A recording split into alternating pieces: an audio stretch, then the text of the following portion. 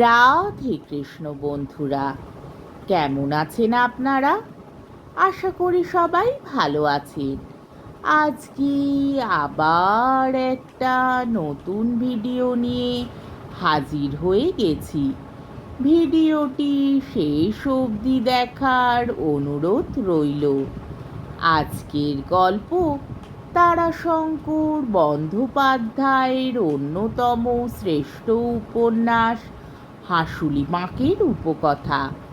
আজকে উপন্যাসের ৬২ পর্ব। কালে কালে কাল পাল্টায়। কালারুদ্রে চড়ক পাটায় ঘুরে কত বছর এলো, কত বছর গেল, তাকে হিসেব করে। আধার রাত্রে সুচাঁদ গল্প বলে গাজনে। বনোয়ারির মতো কাহার মাতব্বর যারা, তারা উদাস হয়ে গভীর অন্ধকার ভরা বাসমনের দিকে তাকিয়ে ভাবে, দিশেহারা হয়ে যায়। কালে কালে কাল কেমন করে পাল্টায় সে জানে কোপাই বেটি। দাঁড়াও গিয়ে কোপাইয়ের কুলে, দেখবে আজ যেখানে দহ, কাল সেখানে চর দেখা দেয়। শক্ত পাথুরে নদীর পাড় ধসে সেখানে দহ হয়। কিছুটা জানে কালীদহের মাথায় বাবা ঠাকুরের আশ্রয়, অর্থাৎ এই শিমুল বৃক্ষটি। কত কোঠরে ভরা, কত ডাল ভেঙে পড়েছে, কত ডাল নতুন হয়েছে, কত পাতা ঝরেছে, কত ফুলও ফুটেছে, কত ফল ফেটেছে, কত বীজ এখানে ওখানে পড়েছে, কত বংশ বেড়েছে, কত বীজ নষ্ট হয়েছে, ওই উনি কিছু কিছু জানেন। তবে উনি তো কথা যাকে তাকে বলেন না, বলেন সাধুকে সন্ন্যাসীকে। আর নেহাত যে বাবা ঠাকুরের নজরে পড়ে তাকে, তাকে বলেন। দেখলাম অনেক কাল বাবা, রাম রাবণের যুদ্ধ দেখলাম, কেষ্ট ঠাকুর কংসকে মারলেন দেখলাম, বর্গির হাঙ্গামা দেখলাম, সাহেবদের কুঠি দেখলাম, চৌধুরীদের আমল দেখলাম, চন্দনপুরে ঠাকুর মশাইদের বাবু মশাই হতে দেখলাম। কাহারদের ডাক পড়ল চন্দনপুরে, সে তো এই সেদিনের কথা রে বাবা। চন্দনপুরে ঠাকুরেরা বাবু হয়ে পিরান পড়লেন, মশমশিয়ে জুতো পায়ে দিলেন, ছুট পতিত খানিকটা কম করলেন, না করে উপায় কি বল। তারা জমি জেরাত কিনলেন, টাকা দাদন করতে লাগলেন, ইংরেজি শিখলেন, জমিদারিও কিনলেন কতজনে, চাকরি বাকরিতে দেশ দেশান্তর যেতে লাগলেন। কীর্তনের দল ছিল চন্দনপুরে, সে দল ভেঙে হলো যাত্রার দল। সে যাত্রা দলের গান বনোয়ারিও শুনেছে অল্প বয়সে। তারপর হয়েছে থিয়েটার। এই কালে কাহারদের ডাক বেশি করে পড়ল চন্দনপুরে। বাবু মশাইদের চাষে খাটতে বাসে খাটতে, মানে দালান কোঠার ইট বইতে সুরকি ভাঙতে কাহার নইলে চলতো না। মেয়েদের ডাক পড়ল মজুরানি হতে। এই কালে তখন সাহেব বান্দের কুঠি উঠে গিয়েছে। কর্তা ঠাকুরের কোষে সাহেব মেম ডুবে মরেছে। কাহারেরা চুরি ডাকাতিও করে, আবার চাষও করে। কিন্তু চন্দনপুর হাঁসুলি বাঁকের উত্তর দিক হলেও আসলে হলো দক্ষিণ পুরী। ওখানে গেলে ওদের মঙ্গল হয় না, সেখানে ছিল সাপ সাপান্তের ভয়। একালে হলো অন্য ভয়। মেয়ে হারাতে লাগলো। রাজমিস্ত্রি সকলেই প্রায় শেখ ভাই সাহেব।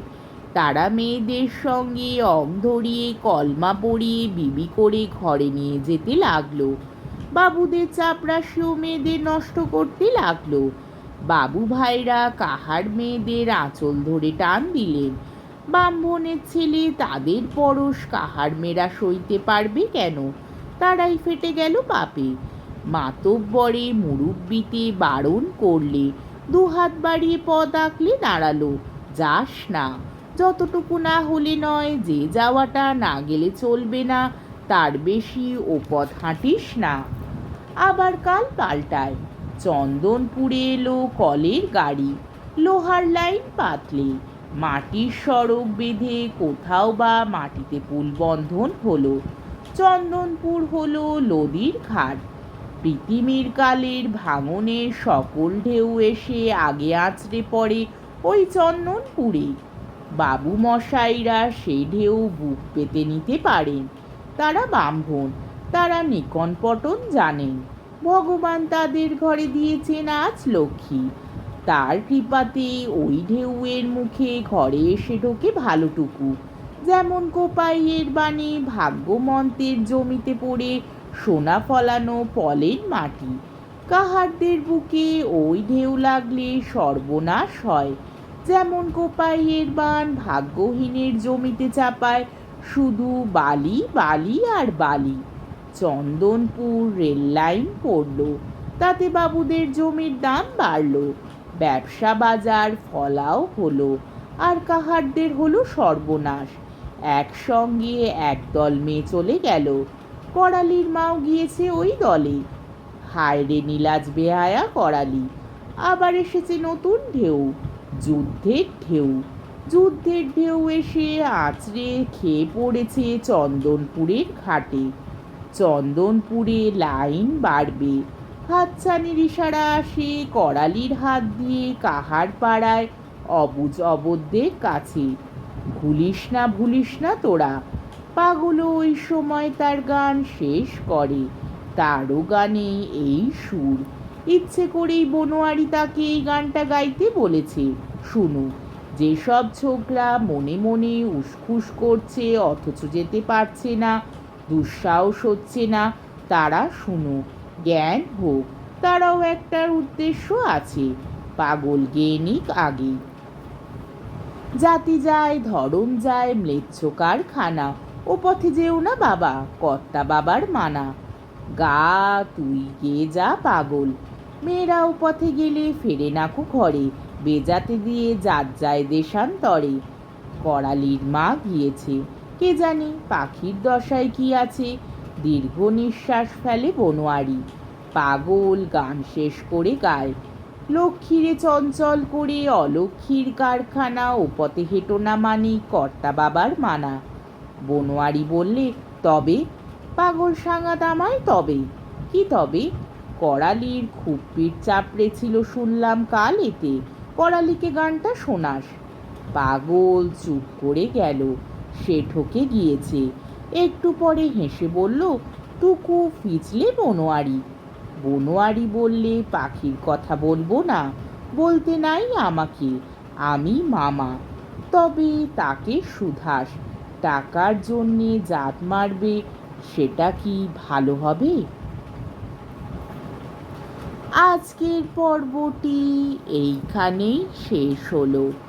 আমার ভিডিওটি যদি আপনাদের ভালো লেগে থাকে তাহলে আমাকে কমেন্টের মাধ্যমে আপনাদের মূল্যবান মতামত অবশ্যই জানাবেন এবং আমার ভিডিওটিকে লাইক ও শেয়ার করার ও আমার চ্যানেলটিকে সাবস্ক্রাইব করারও অনুরোধ রইল। তাহলে আজকের ভিডিওটা এই অবধি। পরের দিন আবার এই উপন্যাসেরই 63 পর্ব নিয়ে হাজির হয়ে যাব। ততক্ষণ পর্যন্ত আপনারা সবাই ভালো থাকবেন, সুস্থ থাকবেন, সাবধানে থাকবেন এবং আমার ভিডিওটি দেখতে থাকবেন। তাহলে আজকে আসি।